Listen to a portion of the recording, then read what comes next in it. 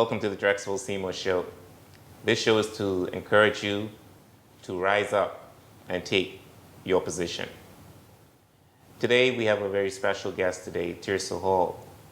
And what we want to talk about is what makes great employees, what makes great employers or great leaders. Too many times it's like a blame game. Employees are blaming employers are blaming employees. And I don't think there needs to be a blame game. We need to understand what it is to make employees great, make employers great, so the whole environment can be great and we can have great productivity. A lot of times, we don't even think about our actions. We're so selfish of what we do. And I hope after this video that you will consider what you're doing, because maybe the problem is you. And so I think the best person to talk to about this is someone I believe who's independent, who interacts, who's in the middle of the employer and the employee, and Ms. Tiersa Hall, who's an HR director with the Hockland Group here in the Turks and Caicos Islands. Now, before we get into the conversation, I'd like for Ms. Hall to tell the viewers who is Tiersa Hall. And thank you for coming on the show. Well, thank you. It is my absolute pleasure to be here, and hello to everyone out there. I am Tiersa Hall. I've been working in the area of human resource and hospitality for just about, a month shy of 15 years.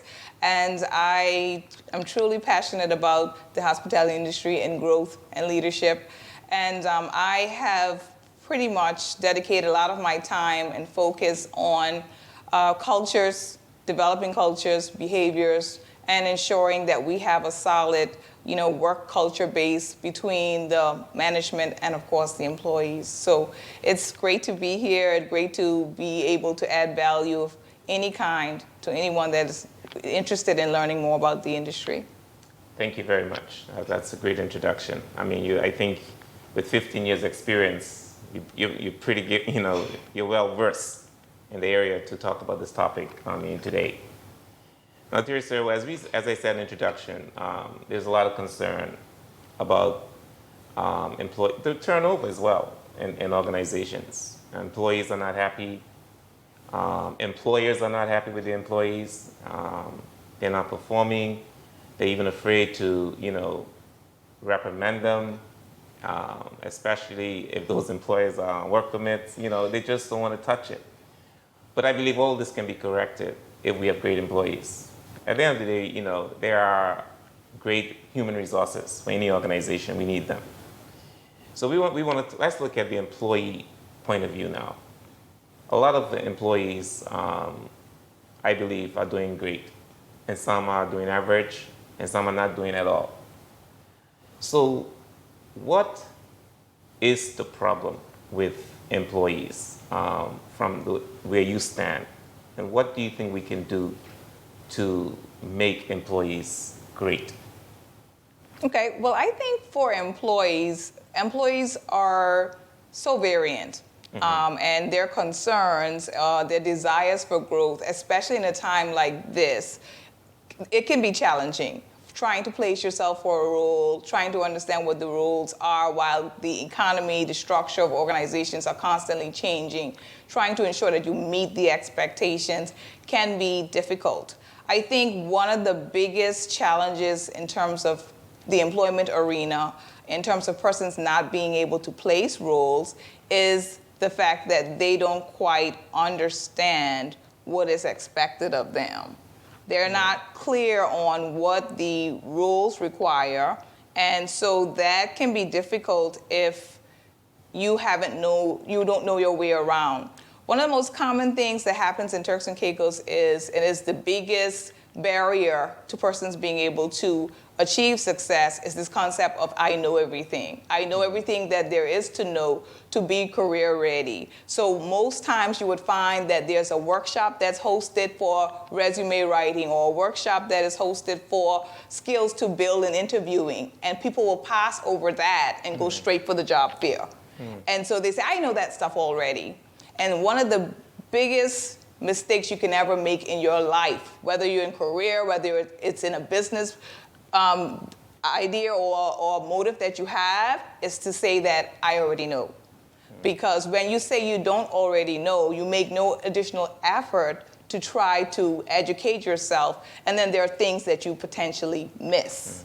Now, if you approach things from a perspective of, I'm open to learn more, then you never miss anything. The worst that could happen is that you repeat knowledge or you learn more. So you never leave further back than where you started. And so I think if we start there, that means we would have a much better educated workforce that would be seasoned in interviewing skills, because I can tell you up until even today, if I do an interview skills course, I might learn something new that I didn't. Absolutely. Because the world is evolving, the market is evolving.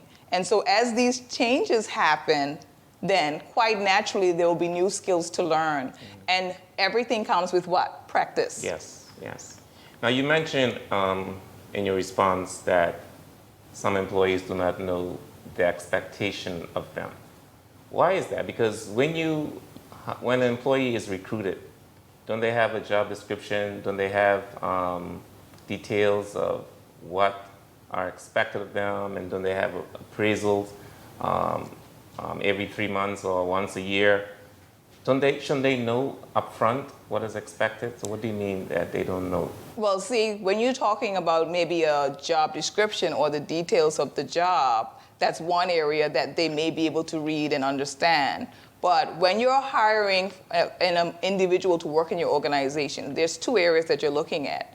You're looking at this physical role itself, the specific duties, and then you're looking at the human and the values and the social skills and the communication skills that need to come along with that role. And so the understanding of, for example, something as simple in the hospitality industry as, being warm and friendly. And they'll be like, I'm being friendly. But the attitude is all off. It isn't at all connecting. And so by their definition of what friendly is, it doesn't match the standards of what the organization presents.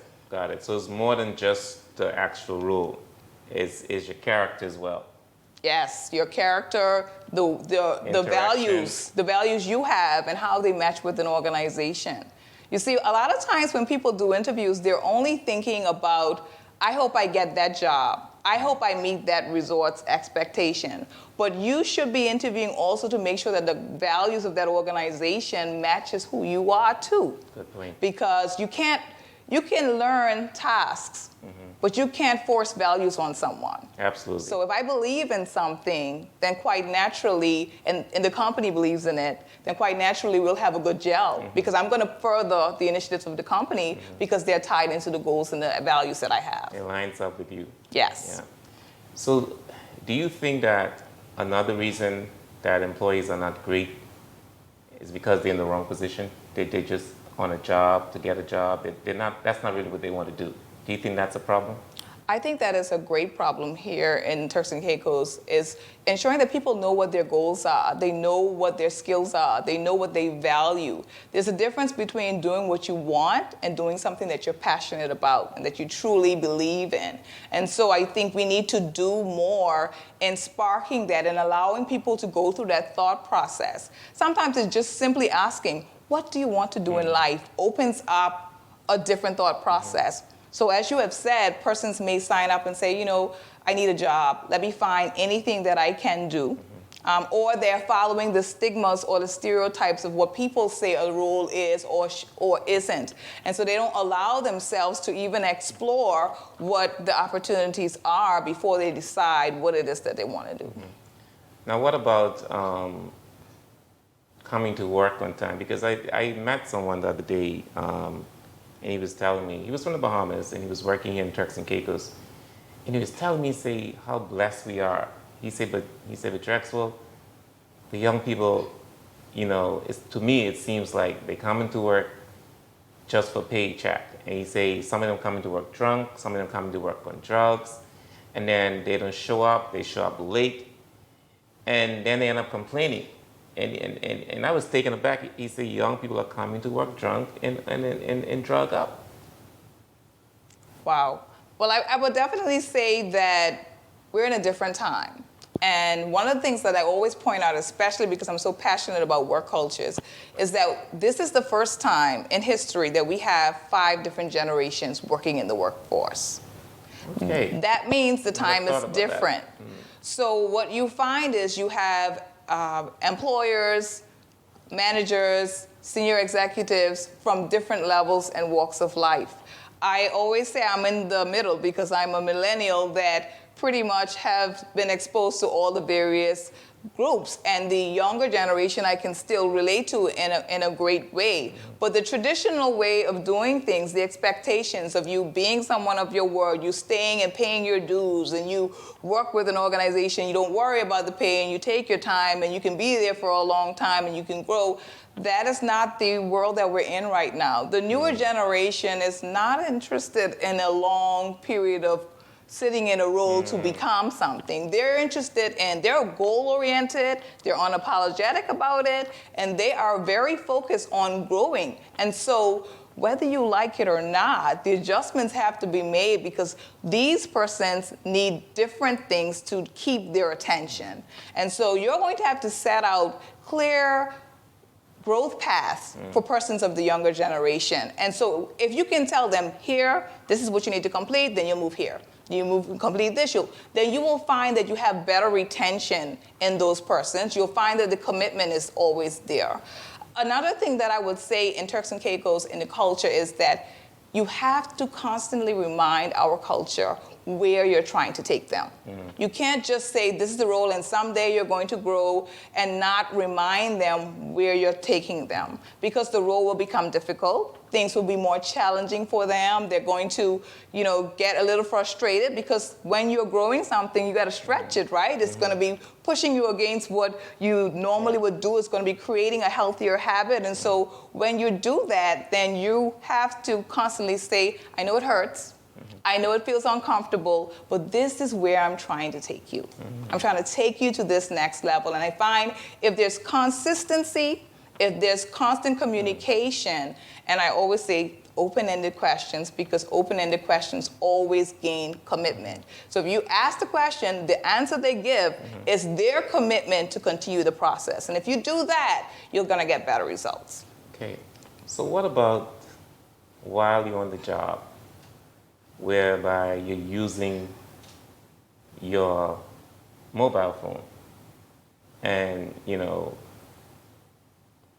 that, to me, that doesn't make a great employee. Employees sign a contract with the employer to work so many hours. Some of them come in late, and they still take their 1-hour lunch break, and they still leave on time. And then during the working hours, they're spending a lot of time on social media. And that's unfair. And when they see other people being promoted, and they're wondering why, because their employer's watching them, And I want, you to talk from that angle, because we're spending too much time on other people's job, not giving them the time that you were paid for. Yes. I think as individuals, as people working in Turks and Caicos, we have to be a part of a culture that holds each other accountable. We have to be responsible, we have to make wise decisions, and our values and the way that we carry ourselves has to be synonymous with excellence. And so that means that as individuals, we cannot rely on someone else to manage us. We have to embrace the concept of self-management. That means I'm responsible for myself. I am empowered to make great decisions for myself. And so promoting that and creating avenues that will allow persons to focus on those things. And that could be simple, because the younger generation especially loves videos. So video training, tutorials, webinars of those sort can help support them in the goal of self-direction. And so yes, you should never be an individual going into the workforce with your cell phone. Right. The cell phone is a distraction. You cannot focus. I don't know about you, but the minute I hear that thing ping, I want to know what's in the message. It can be very addictive. Exactly. And so you need to start with, forget about the fact that employers should be holding you accountable to keep it away, but you have to think about yourself. Are you successful? Do you want to be successful? Where should your focus be when you're in the organization? Leave the cell phones at home. Leave the distractions at home. Your focus should be on what is going to be elevating you at the next step. What is your next goal? And so the commitment, and that is the type of employees that we look for in an organization.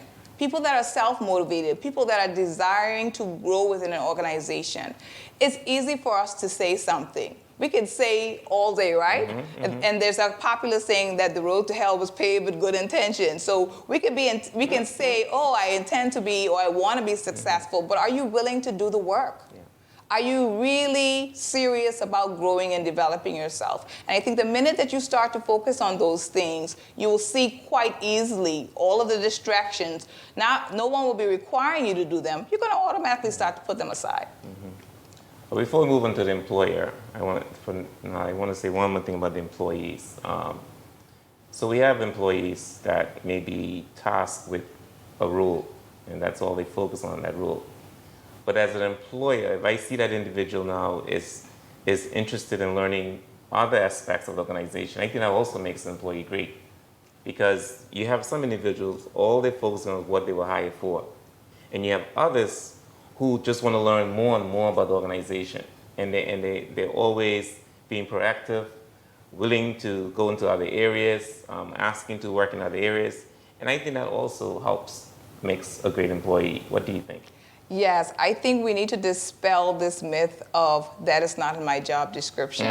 It is a culture that we have in Turks and Caicos that we think is protecting someone, but is actually restricting persons from gaining additional knowledge and exposure. And it stops them also from developing and building disciplines in other areas. And so I think we need to really embrace, what can I get out of this additional opportunity?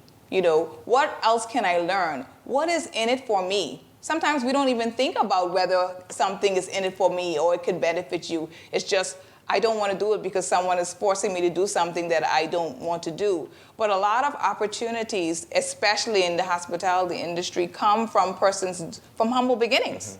Most general managers cleaned rooms or swept floors, mopped floors, washed dishes, because you have to understand these concepts in order to be able to lead a team that delivers that. So I always say there's nothing that you shouldn't expose yourself to. And in everything you do, my mom always used to say, whatever your name is tied to, it needs to be great. Absolutely. If you're cleaning a toilet, it better be the shiniest toilet you ever see. No matter what simple task it is, from simple to great, once you attach your name to it, it must spell excellence. And so that is what I would encourage any persons to really take advantage of the opportunities given. Because if you look around, when we don't take those opportunities, there's several other cultures taking them. Absolutely. And then we're the first to complain when someone else elevates beyond us, because we just want the opportunity, but we don't want to do the work. We don't want to stretch outside our comfort zone. We want to just hand it to me. And the truth is, even if it's handed to you, you're not going to keep it. Because if you don't know what it takes to maintain a system, a process, a team, you're going to fail. Yeah. And I definitely don't want failure for my country. I don't want failure for my people. And I believe that we need to do a better job of holding each other accountable when it comes to excellence, when it comes to education, when it comes to starting something and finishing it. There's a video going around with Kevin Hart, and he says, we finish everything. We don't start something and not finish it. We try and strive to be the best version of ourselves. And so I believe that we have to, as a culture, where we commit to things, commit to them completely, wholly, and ensure that we get the most from it. And we don't move from it until we've gotten everything that we need to get from it. Absolutely. That is awesome advice. So let's now look at the employer, the leaders. Employees complain a lot about their employers. They're leaving because they say they're not great leaders. What makes leaders great? I'll start by saying that we certainly most definitely have a shortage in leadership skills in this country. We do. And you know what? In the world, let's just say in the world by extension, because when you have different policies in place that kind of just says, okay, you're not working out, you can go, or there's progressive steps, a lot of times people don't take the time and the effort to really dig deep and build connections with their employees. And so I feel what makes a great leader, first of all, is someone that is aware. You cannot lead someone if you're not even aware of who you are, your body language, your skill set. If you're not aware of yourself, who are you leading? You're lost if you're not aware of yourself. So the first thing that you should be putting in place as a leader is self-assessment. Okay. Because you're a walking example once you assume a leadership role. So you have to know yourself, and you have to be mindful of that every action that you portray sends a message, whether voluntary or involuntarily. So that's the first thing. A great leader is aware of themselves, and a great leader is committed to the success and the advancement of the people they're responsible for. I know you hear it all the time. There's bosses and there's leaders. There's bosses that lead from the front, and they're all about themselves. I did this, I did that. They're always talking about themselves. Right. And leaders, we focus on the people. We focus on the team. We focus on the people that we are adding value to. We want them to look good. And so you must lead with the concept that you are dedicating yourself to the growth of someone else. And you cannot achieve that as a leader until you are satisfied within self, right? You've heard of Maslow's hierarchy of needs, and we talk about the different things that are important to people: shelter, food, finances, etc. And at the very top, you find self-actualization. And that is, when you achieve self-actualization, that's when you start to add value to the people around you. And so as leaders, all of those elements have to be settled, and you're focusing on, I now know who I am. I now know what my purpose in life is, and how can I make this translate to the team that I'm leading. Okay. A leader has to be open. A leader has to be honest. Honesty, I think, sometimes can be the biggest barrier to relationships in organizations between a manager and the team. If you're not honest about everything that you do, including the mistakes that you make, the relationship is impacted. And then you find that the individual doesn't see the desire to work hard for someone who isn't being honest. Because if you're not honest about who you are and what you do, then why would you be honest about how I perform? And so maybe you are talking about how I perform and I'm not up to par. If I don't believe you and who you represent, why would I believe? So I will make excuses. I will say, I don't believe you. This is why. I don't think I need to do this. There's nothing wrong with the way I speak. There's nothing wrong with what I do. And so if you don't build a relationship that has that quality value and that mutual benefit, then you're not going to get that kind of result out of the teams that you build. Awesome. So what about leaders? There are some leaders that show favoritism or preferential treatment to certain employees. How should leaders deal with employees? Should they treat all employees equally? Or because there are some employees who are really they're the highlight of the organization. And so some leaders tend to pour their attention to that employee because they know that employee is dedicated. But what about those other employees? Should a leader just treat everybody equally? I think in terms of, I don't like the word equal, okay, only because people are just not the same. Mm-hmm. So you already have a vast difference, but I feel like the degree and the attention that you give should be even. Got it. But not that it has to be the exact same amount. Consider if someone has a shortcoming, an area that they're working on, that they need to develop. That will require more attention to get it from being not satisfactory to satisfactory. So at different angles of time, leaders will spend more time with one person versus another. However, we do tend to develop, these biases that would allow for us to give tasks to the same person because they're so reliable. So, okay, this person always says yes. There's no confrontation with this person. They don't ask me why they have to do it, why this one can't do it. They don't go through those various steps. And so because they're so willing, we tend to overload those persons with tasks. And then the ones that are confrontational, we tend to avoid And what happens is you create an unhealthy work environment. Yeah. Because the person that is working hard, even though they're constantly saying yes, they become burnt out. They look to the left and see the person that you're ignoring, who is not only underperforming, but they're not even being responsible, and they're now having to carry their load. And so eventually you see, that's when organizations start to see really good people leaving, because you're not addressing the full scope of what is happening. And so as leaders, everyone is important. And as a leader, you have to be unwavering in your commitment to ensuring that everyone grows. Even the difficult conversations, the confrontations, you have to be committed to continue the process. Yes. And the easiest way to do that is to focus on the behavior and not the person. When you focus on the person, you stick with stereotypes. Oh, she's been this way from the first year. She's not going to change. She has a bad attitude. If you focus on the behaviors, then you're going to be coming up with solutions that match those specific shortcomings. And then you're putting that on a progressive scale. Is that going to always save the employee? Sometimes you find at the end of that conclusion, it's just not a good fit culturally. It may be a values issue. But you will only know that if you go through the steps. And they won't always be easy, but a leader knows that there's no other option. If you truly want to get that level of success, and you've truly invested yourself in the individual and their success, you will be unwavering.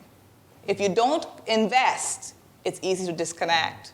And so consistency is key in developing persons, especially those that have challenges or are underperforming. Do you think that leaders need to be more involved in the front end of the organization? Because I was at Beecher's June, my son's birthday. And of course, I don't work there. I don't know what the culture is like that. But I was so impressed with the general manager. He was there in the front, getting the guest luggage.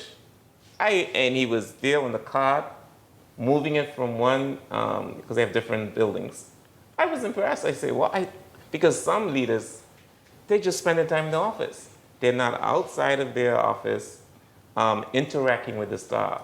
And it's the staff who really knows what's going on, because they are interacting with the customers more than the leader.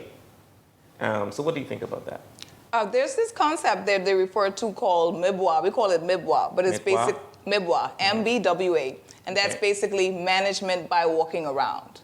Okay. So that concept is pretty much indicative of leadership, because if you want to control any behavior, you want to create a behavior, you have to be constantly around it. And the only way you're going to be constantly around it is if you go around. That is where you start to see where someone that may be progressing starts to decline, and you catch it back up. But if you're sitting behind your desk, you're not going to see the shortcomings until they reach TripAdvisor or until they reach a complaint level, and then now you're trying to, catch up with the situation. So I feel like in order to build healthy habits, you have to be aware and you have to walk around, and that goes for every arena. Yes. Even in HR, the biggest tool that any HR professional can do is walk around. Because usually HR is underground or somewhere in the far corner of a property, hidden from view. But the HR professionals are expected to get up and walk around. You'd be surprised by just walking around. I would say, hey, how are you doing? And they were like, not so good. I have this issue. But they would have never come to the office. If I hadn't said anything, we would not know what that issue was, probably until it became a serious problem or until the individual's performance starts to decline. So management by walking around, being aware, being involved, and again, that goes right back to what we were talking earlier about there's no set job description. The GM that is coming to pick up bags is a part of a team. And team concept, team building is such an important value that it is necessary for success, but it also is necessary for building a great human. Because a great human is not only associated with themselves, they're associated with the others. And whether or not the changes in the world are going to happen is really reliant on those individuals that are team-oriented, that are willing to say, this is not about me. We've gotten so selfish as a culture. Yeah. We're so focused on what is happening in our own homes. We're no longer concerned about what's happening in the community. It's a survival concept, and it passes on even to governmental levels now, where people are just focused on themselves. What's in it for me. That's true. If we would just simply start to open our minds to the concept that we're much stronger if we're focusing on how we can approach this together. And the only individual focus should be, am I consistent with what we are focusing on? So you check yourself, but that's it. You're not interested in just what am I going to get? Am I a part? Am I consistent? And am I contributing to this goal in the way that I should? Okay, I love it. I think my final question I wanted to ask, another thing about leaders. I find that some leaders, they reprimand their staff publicly in front of others. And that doesn't make a great leader. Some leaders think they have to do this. I want you to talk about that. Well, if you're reprimanding your staff, I think as a leader, the first question you should be asking is, what do I desire to achieve? What outcome would I like to achieve? If the outcome is that you want the individual to take the matter seriously, do you want that their commitment is focused towards being better? Then embarrassing them can never be the solution. Publicly speaking to them about an issue can never be the solution. If your goal is to make them upset, if your goal is to punish them, then you would do that. But that should never be any organization or any manager's goal to punish someone or to embarrass someone. The goal is to make them see the seriousness of the issue, and that requires you to take the situation aside and to resolve it privately. That's always the best option, because then the individual will respect what you're saying. And as I had mentioned before, when you have those conversations, they really should be open-ended questions, majority. And open-ended questions means you ask the individual, maybe it's someone who's come in late several times.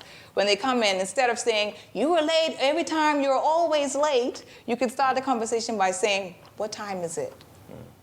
What time were you expected to be here? Why aren't you meeting the obligation? That way the individual is responding and confirming the behavior that needs to be corrected. And in a small psychological way, they now have to take accountability for it because they've said it. It may sound simple, but just saying the shortcoming takes accountability, and that easily progresses to the individual saying, so what do you think is the appropriate outcome?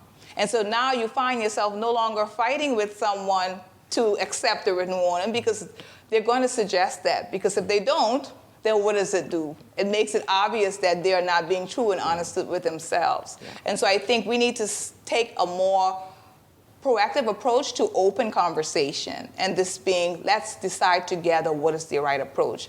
People only follow where they have buy-in. So they're only going to do something that they feel they agree with and they had an actual hand or opportunity to share with. Okay. Well, Ms. Law, I just want to thank you very much for this opportunity, a wonderful discussion on leaders and employees. And I hope, at the end of this show, that people are, motivated, and that they'll rise up and take the position to become better leaders and to become better employees. Now, I don't have anything else you want to add before we end this. No, I just want to say thank you, Tiersa Hall, and I hope that we really focus on some key goals towards leadership and helping build strong leaders in the community, because they need the resources, they need the exposure, and the governments, the organizations need to support that and create the environment for them to be self-disciplined and self-managed. Thank you. Thank you again for watching the Drexel Seamer Show. Remember to rise up and take your position.